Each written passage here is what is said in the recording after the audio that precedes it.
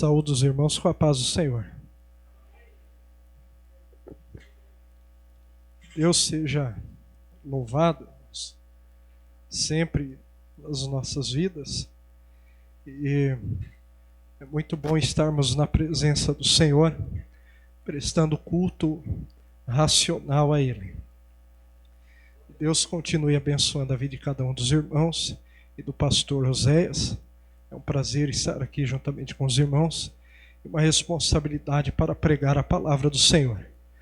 Com a ajuda do Espírito Santo, eu quero pregar hoje num texto, eu peço para a igreja abrir a Bíblia juntamente comigo, em Êxodo capítulo de número 33.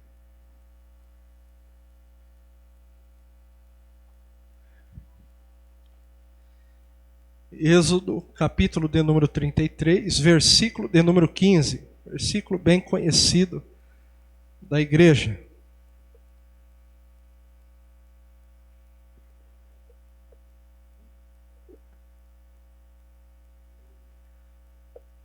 Diz assim a palavra do Senhor: Então disse-lhe: se a tua presença não for conosco, não nos faça subir daqui.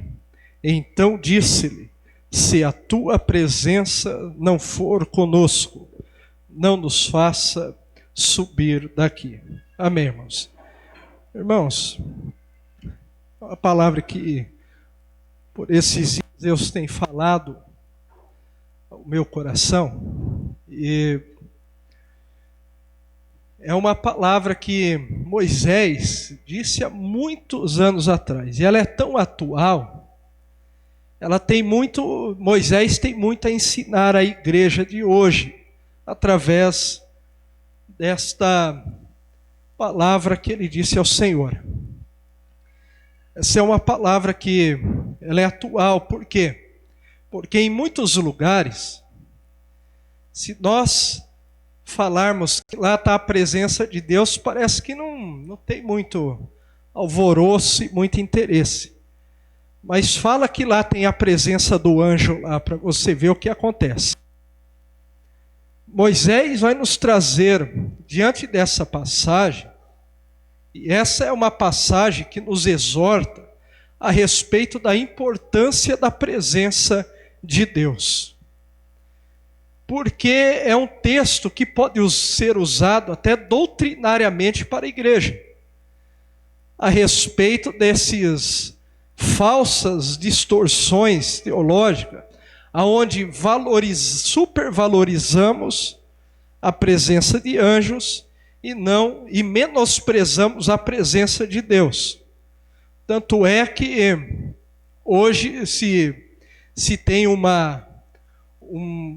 grande interesse, uma grande ansiedade, uma busca desenfreada por presença de anjos. Até pouco tempo atrás, na cidade de Lençóis Paulista, teve um cartaz lá e anunciava um homem que estaria na cidade e dizia assim: o homem que fala com anjos. É um alvoroço isso daí. Encheu o lugar. Irmãos, a Bíblia não nos dá respaldo algum para esses tipos de atitude. Apesar de na Bíblia ter homens que falaram com anjos, mas a Bíblia não ensina doutrinariamente essas coisas. Até porque temos um privilégio muito maior do que falar com anjos. Nós falamos com aquele que é criador dos anjos, que é o Senhor dos anjos. O anjo disse para João lá na ilha de Pátimos, quando João se prostrou, ele falou assim: não faça tal coisa, porque eu sou conservo teu. Sabe o que significa a palavra conservo? É servir junto. Ele estava dizendo: eu sirvo junto contigo aquele que é Senhor sobre todas as coisas. Adore a Deus. Agora, esse texto é um texto doutrinário e atual, pela qual nos traz e nos fala sobre a importância da presença de Deus, em valorizarmos a busca pela presença de Deus. E o que está acontecendo aqui? Esse povo que tinha sido acabado de ser liberto da escravidão egípcia, estão no deserto, a caminho da terra prometida. E algumas coisas acontecem. Eles que, por hora, para os irmãos entenderem, viveram 430 anos em escravidão numa terra que não era deles. E no capítulo 32, o povo, ele estava inquieto. E ele, vendo que Moisés não descia do monte, eles que viveram 430 anos numa terra que não era deles, agora as coisas de Deus, a promessa de Deus está se cumprindo, eles estão vendo o agir de Deus, estão vendo que está chegando a promessa da terra prometida, a terra de Canaã. Eles não têm paciência por esperar 40 dias para Deus falar no monte. Olha que interessante isso daqui. Viveram 430 anos em escravidão. E agora não tem paciência para esperar Deus falar. Durante 40 dias eles já estão inquietos. Eles estão ansiosos. Eles tomam uma atitude de precipitação. Porque eles não querem esperar mais a promessa de Deus. Eles não têm mais paciência. Ora, 430 anos esperando a promessa que Deus fez a Abraão. Agora, 40 dias é muito ao pé do monte esperar Deus falar. Esperar Deus dar a direção. Esperar Deus agir em favor do povo. É muita coisa. E por causa dessa ansiedade, dessa precipitação ao pé do monte, por não saber esperar em Deus, eles vão colocar tudo a perder. Ora, a Bíblia nos ensina a respeito da precipitação. O salmista disse em Salmos 40, dessa forma: esperei com paciência no Senhor, e Ele se inclinou para mim e ouviu o meu clamor. Devemos entender uma coisa, que nós devemos esperar Deus falar, devemos esperar Deus agir, devemos esperar a direção de Deus. Mas esse povo que não está ao pé do monte, eles não querem mais esperar, eles não querem mais aguardar a direção de Deus, não querem mais ouvir a palavra de Deus. E a Bíblia nos exorta através que a precipitação, ela causa grandes prejuízos na vida daquele que age assim. Lá em Provérbios, capítulo de número 19, e versículo de número 2, a Bíblia diz assim: assim também ficar a alma sem conhecimento não é bom, e o que se apressa com seus pés peca.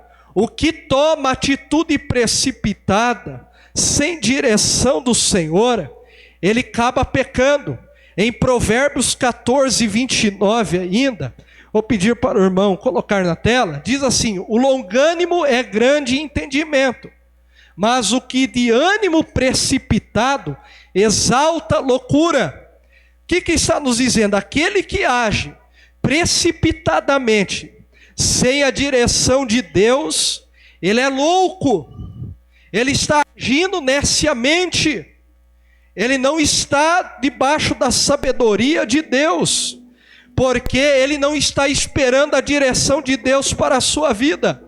Agora, a Bíblia nos ensina que homens e mulheres colocaram em grande sofrimento por causa da precipitação. A Bíblia diz em Gênesis capítulo 16, com Sara, uma história de Sara, que não concebia. A Bíblia diz que Deus havia feito a promessa a Abraão, em Gênesis 12, confirmada em Gênesis 15, a respeito do filho de uma geração, mas Sara foi precipitada. Vendo que não concebia, ela colocou Agar, a sua serva, para se deitar com o seu marido Abrão. Ora, isso vai causar um grande sofrimento, porque Agar vai conceber. Por que que isso acontece, esse sofrimento, essa humilhação desnecessária para Sara? Porque ela não soube esperar em Deus, foi precipitada no seu agir. E quando somos precipitados, devemos entender que Deus não precisa da nossa ajuda para cumprir com aquilo que Ele falou que vai fazer.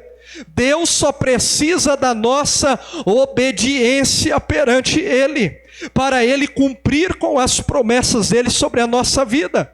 Sara foi precipitada.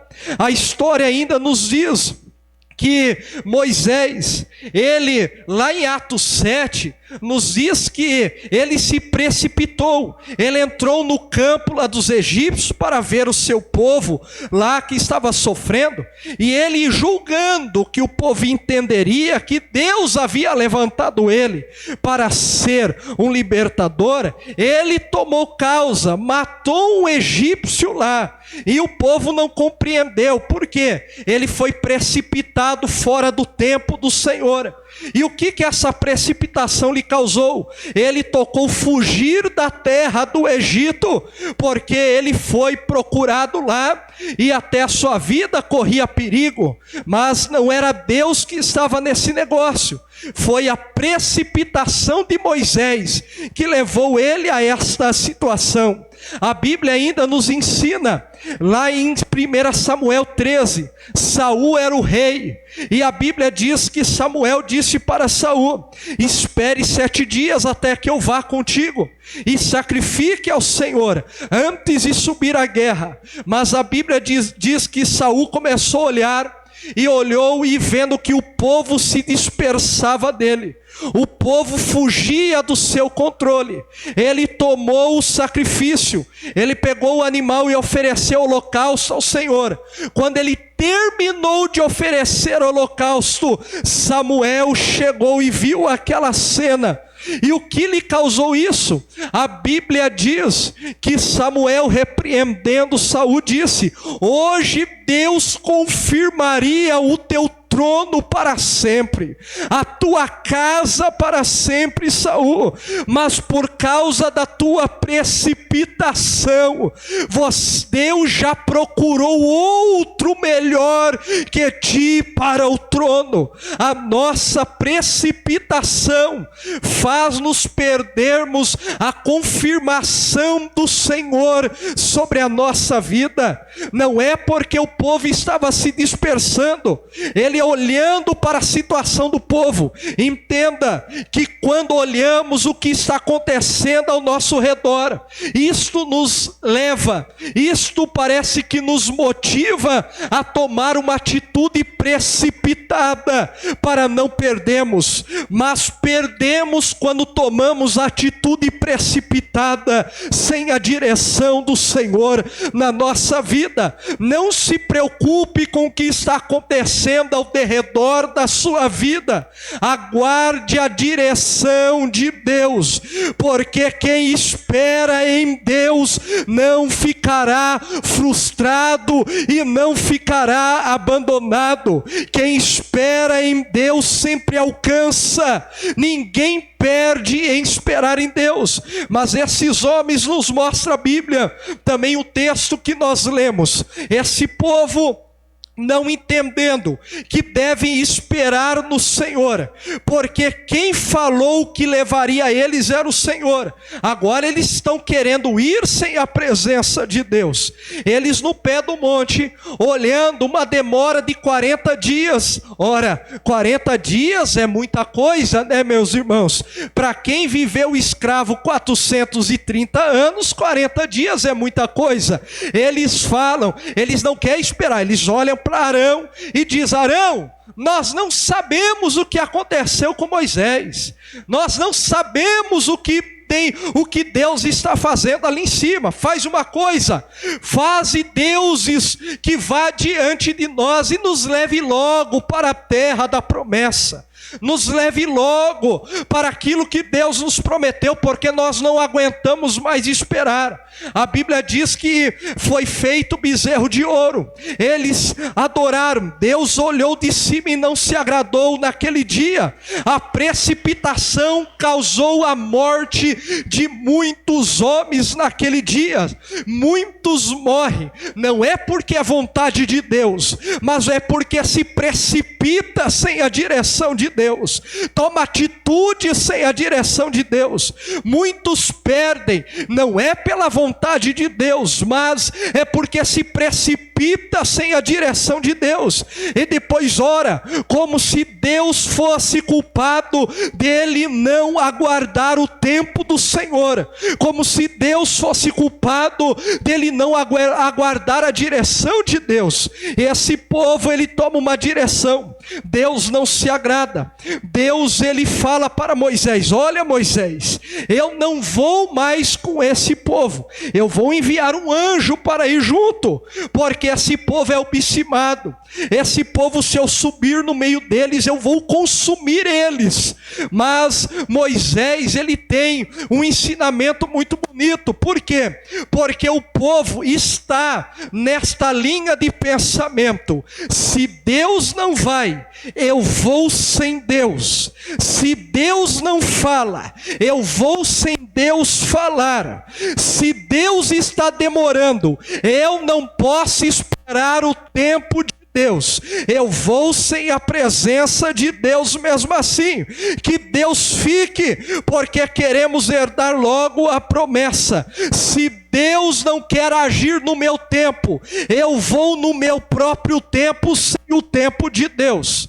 Se Deus não quer responder na hora que eu quero, eu vou sem a resposta de Deus mesmo assim. É um povo que dá mais valor para a promessa do que para a presença de Deus. É um povo que dá mais valor para a bênção do que para a presença de Deus. Se Deus não quer ir agora, eu vou sozinho. Se Deus não falar hoje, eu volto para trás. Se Deus não abrir a porta agora, eu não espero mais.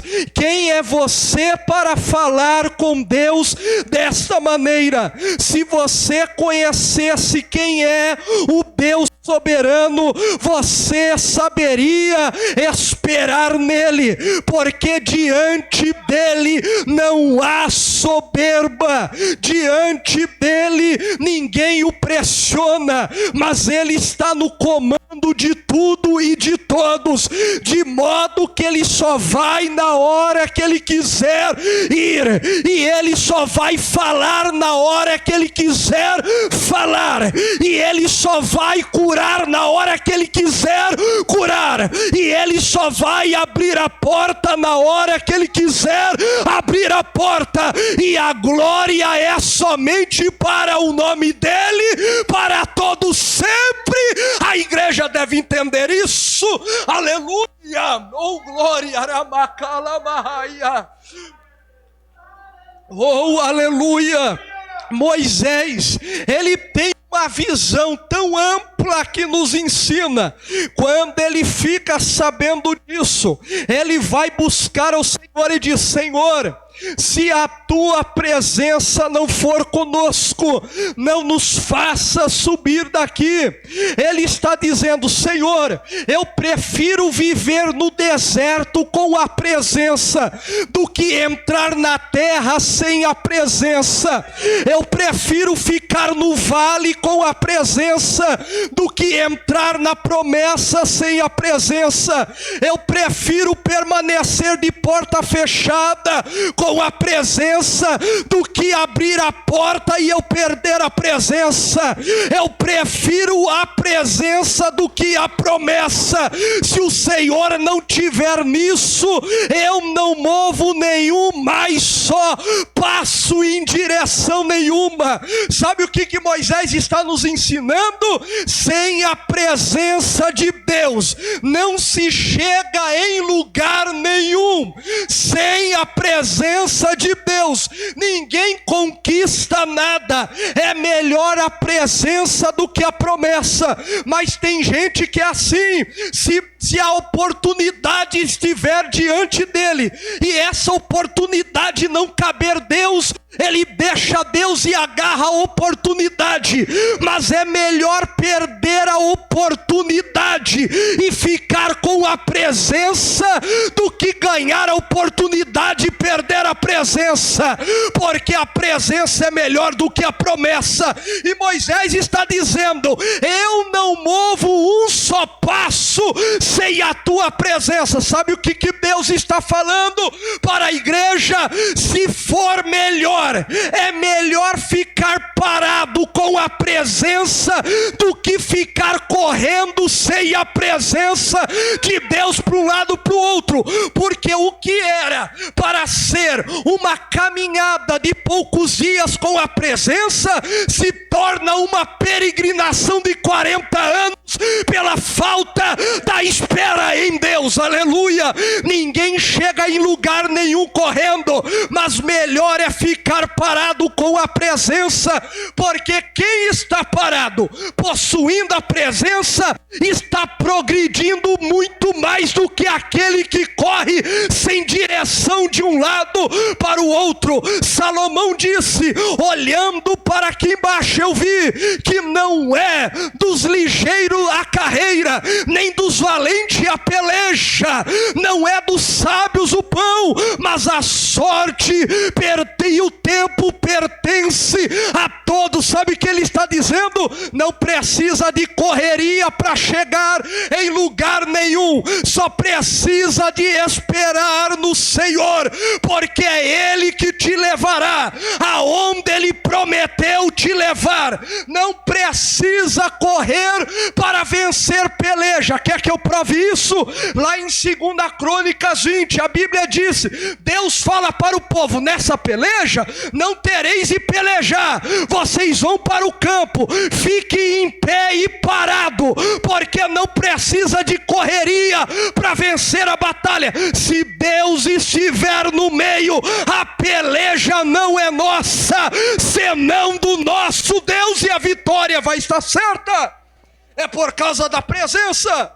Agora, Moisés, ele está nos dando um grande ensinamento.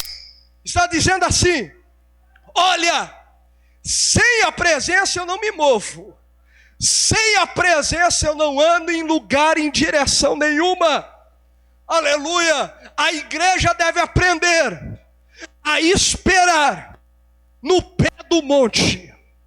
Enquanto Deus não fala, saia do pé do monte.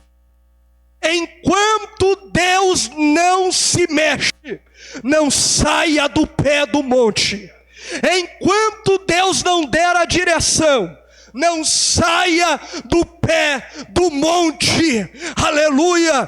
Enquanto Deus não agir, fica parado, mas fica esperando o livramento que vem dele, a vitória que vem dele. Porque quem age precipitadamente coloca tudo a perder. Quem age precipitadamente, a Bíblia diz que é louco, porque ele despreza a direção do Senhor. Agora, quando tudo isso acontece, o povo, Moisés traz a notícia para o povo, e a Bíblia diz em Êxodo 33:4, que o povo, quando ouviu essa má notícia, se entristeceram. E a Bíblia diz assim, que nenhum deles pôs sobre si os seus atavios, ou seus enfeites, como algumas traduções trazem. O que eram esses atavios e enfeites? Segundo a tradição deles, de época. Não estou legalizando nada, estou falando como que funcionava. Eles carregavam pulseira, corrente de ouro, braceletes, tudo aquela fazenda, aquilo que eles trouxeram do Egito. E eles, nesse dia, quando Deus falou assim: não vou subir com vocês, nenhum deles pôs sobre si atavios, porque os atavios tinham 2 significados para Israel. O primeiro era de alegria, e eles vão entender que sem a presença de Deus não há alegria. Sem a presença de Deus não tem jeito de se alegrar. Eles entendem que o que alegra o homem não é o ouro do Egito. O que alegra o homem não é a prata do Egito, não é aquilo que possui, mas o que traz alegria para a vida do homem e da mulher é a presença de Deus no meio do povo. É Deus falando para nós outros nessa noite, que não há alegria em prazeres terrenos. Tem gente que acha que vai ser alegre quando tiver dinheiro, quando chegar no cargo almejado, quando ganhar um salário X por mês, quando ele casar. Não é o marido que alegra a esposa, não é o esposo que alegra a vida da mulher. A vida do homem e da mulher é alegre quando ele tem a presença de Deus sobre a sua vida. Isso nos traz para a igreja.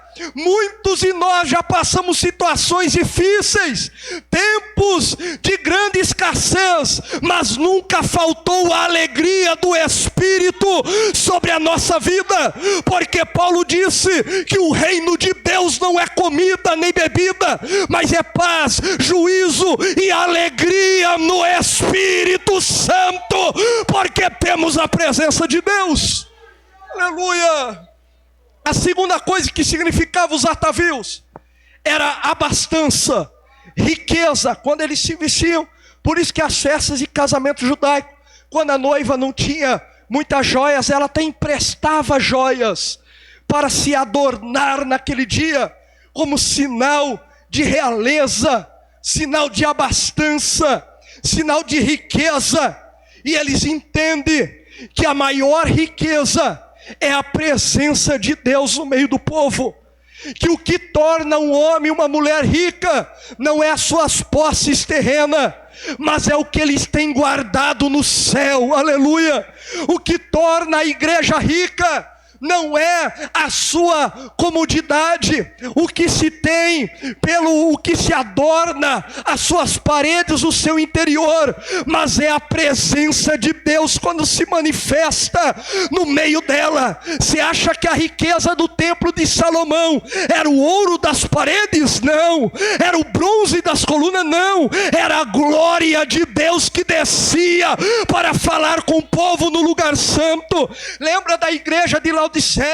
Ela batia no peito e dizia: rica estou, enriquecendo e de nada tenho falta. Mas Jesus estava do lado de fora e disse para ela: tu és pobre, porque não tem a minha presença.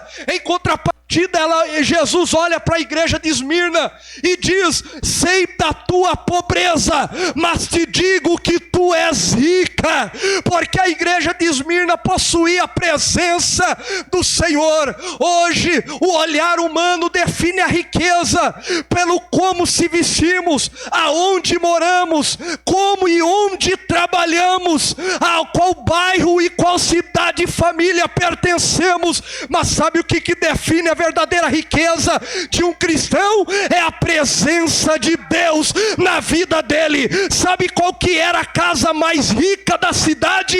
É a sua, por causa da presença de Deus. Lembra, sabe aquela revista Forbes? Ela lista os homens mais ricos do mundo e são os mais pobres e miseráveis, porque não tem a presença de Deus. Aqui nessa noite está um povo que é rico por causa da presença de Deus que está no nosso meio. A presença de Deus nos enriquece. Aleluia! É isso que torna o povo rico, a presença de Deus. Aleluia! É o que faz esse povo marchar. Agora, quando Moisés fica sabendo disso, ele não vai aceitar. Ele sobe para o monte e ele vai reivindicar a presença do Senhor. Por dois motivos ele reivindica a presença do Senhor. Primeiro, por causa de uma promessa pessoal. Êxodo 3:11. Deus falou para ele: certamente serei contigo. Deus prometeu estar com Moisés todos os dias. Aleluia. Não é 3:11, mas está, procura aí, irmão, coloca na tela, Êxodo 3, certamente serei contigo. Deus fala com Moisés, e quando isso acontece, Moisés ele vai reivindicar a presença do Senhor. Agora, imagina Moisés no monte, dizendo assim, Moisés no monte, Senhor, olha lá 3:12, certamente serei contigo. Moisés estava dizendo assim para Deus, mais ou menos, Senhor, eu não queria estar aqui. Quando o Senhor foi me buscar lá no monte, eu falei, levanta outro no meu lugar, porque eu não queria saber desse negócio de liderança.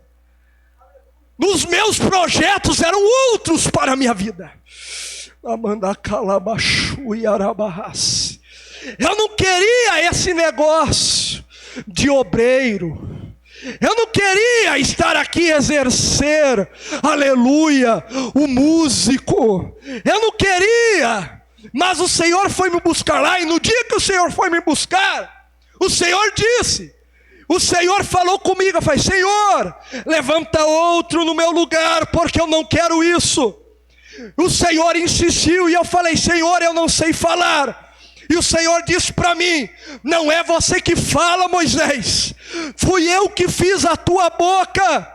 E o que me motivou chegar até aqui foi porque o Senhor disse, certamente eu serei contigo naquele dia. Agora o Senhor fala que não vai mais. Se o Senhor não vai, eu também não me movo mais nessa terra, por causa da promessa, porque sem a presença tua, eu não posso nada diante desse povo.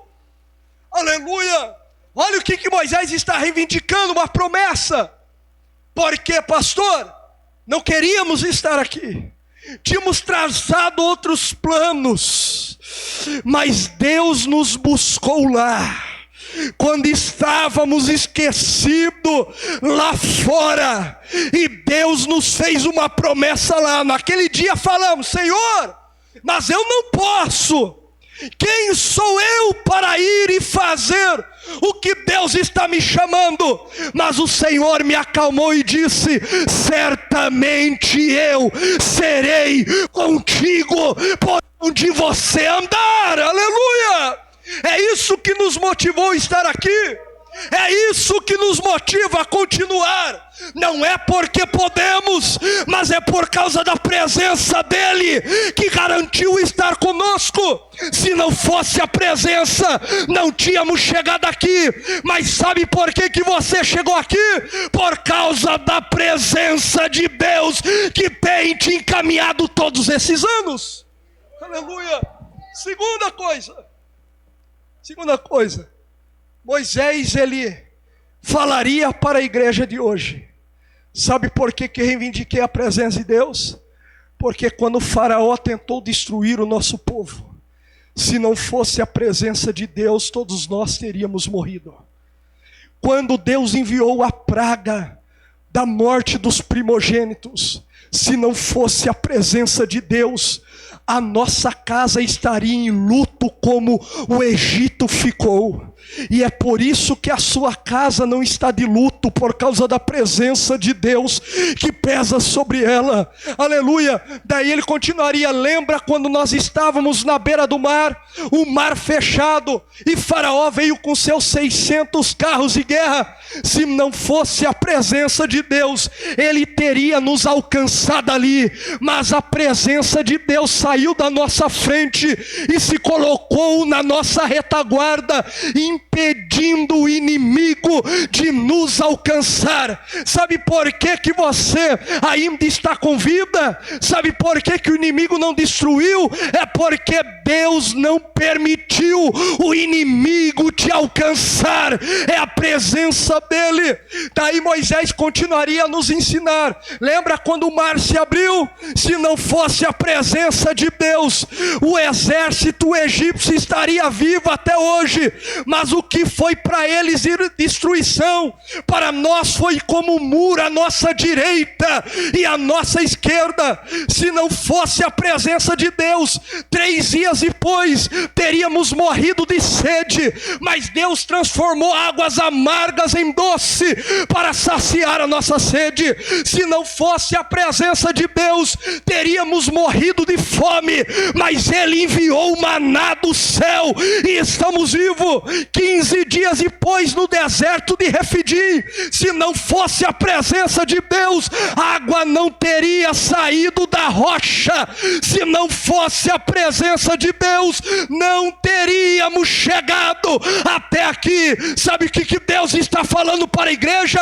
Sabe por que você, nesse ano de pandemia, de grande dificuldade, chegou até aqui? Foi a minha presença que guardou a tua vida e a tua casa e a tua família, e você está hoje aqui para dar glória ao nome dele para todo sempre. Aleluia. É a presença de Deus, aleluia, que tem nos preservado em todo esse tempo.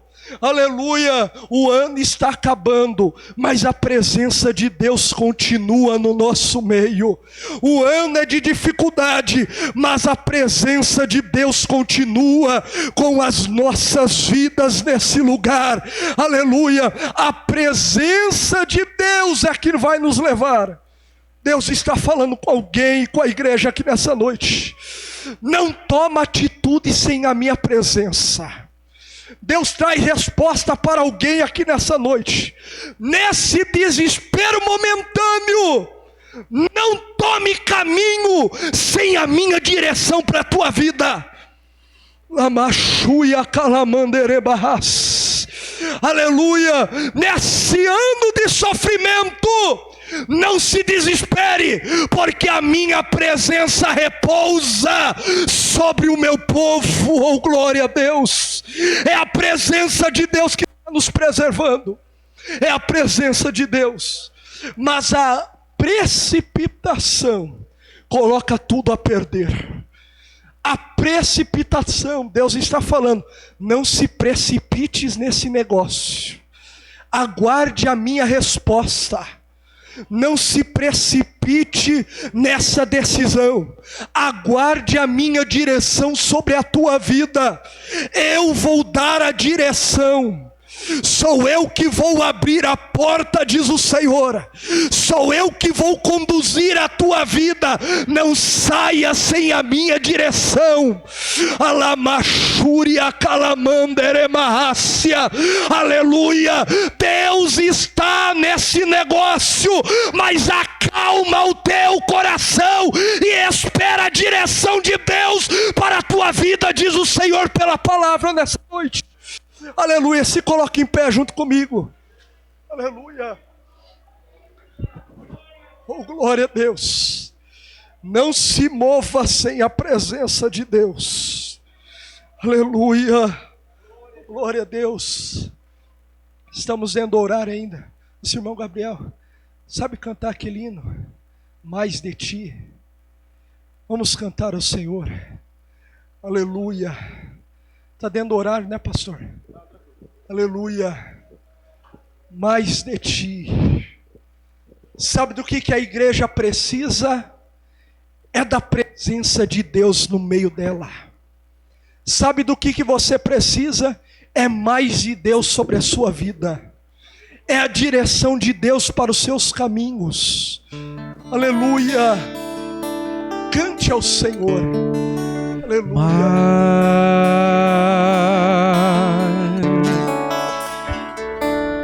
De ti,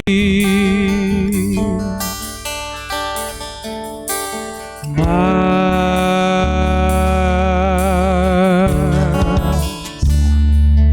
de ti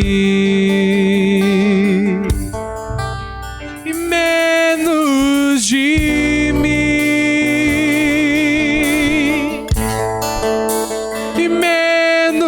De mim,